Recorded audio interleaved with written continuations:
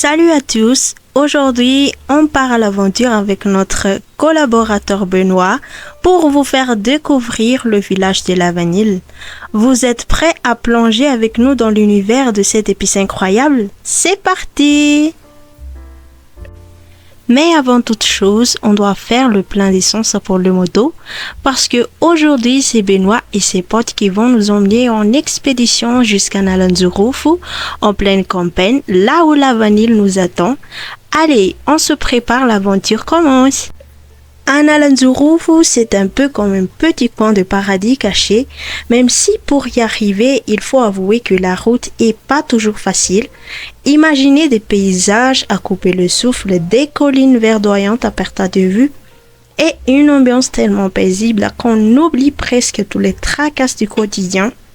C'est un endroit où la nature est reine et où chaque détail raconte une histoire. Ce que j'adore par-dessus tout, c'est l'authenticité de cette région. Les gens ici vivent au rythme de la terre et ça se ressent.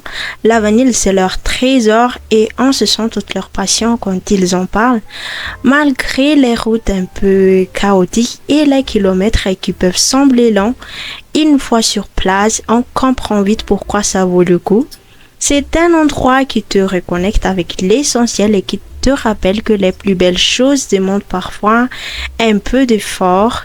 Alors oui, la route peut être sportive, mais chaque virage, chaque montée te rapproche un peu plus d'une. Et c'est ça ce qui rend Nalanzurufu si spécial la mission. Alors, parlons un peu de la route pour aller à Nalanzurufu, parce que franchement, c'est une aventure en soi.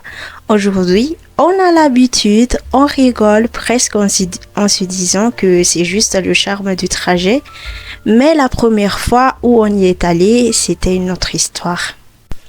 Imaginez des chemins de terre défoncés, des nids de poules si grands qu'on pourrait presque y planter un arbre, et des montées tellement raides que les motos grignaient comme si elles allaient nous lâcher à chaque mètre, sans oublier les ponts de fortune en bois qui grincent sous le poids et les passages boueux le jour de pluie. Bref, c'est le genre de route où tu te demandes si tu vas y arriver en seul morceau. La première fois, on était un peu paniqué, on se disait mais qu'est-ce qu'on a mis le pied? Surtout, on a dû pousser les motos dans une montée interminable sous un soleil plombe.